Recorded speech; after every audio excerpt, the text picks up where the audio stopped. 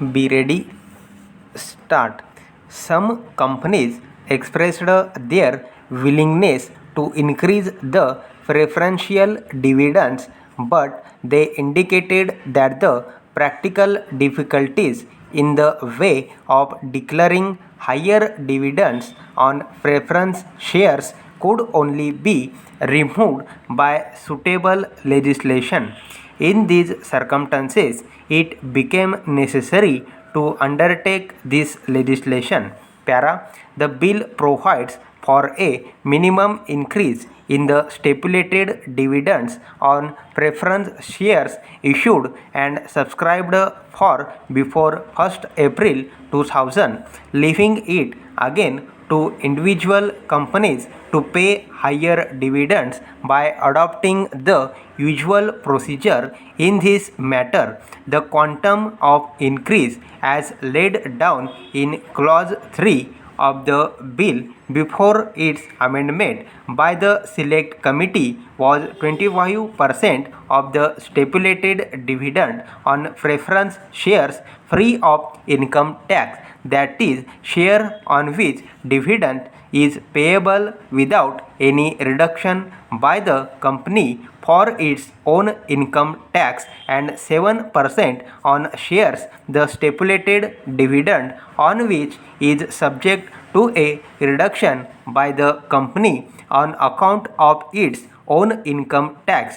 The select committee have raised the quantum in the case of preference shares free of income tax from 25 to 30%, and consistently with this they have also enhanced the rate of increase on preference shares. Para. In recommending a further increase in preferential dividends, the select committee had to take into consideration two contrary views on the issue. In several representations, it was pleaded that the quantum of increase should be raised as high as 42%, whereas in some other representations, the view taken was that the increase already specified in the bill was adequate and that it should be left to the decision of the companies to pay any higher dividend. The select committee have gone into this matter carefully and have adopted a via media which reflects their awareness of the position that all companies may not have the same capacity for payment of larger dividends, and that the best course would be to lay down a minimum increase, leaving it to the discretion of companies to pay a higher dividend by following the usual procedure in the matter.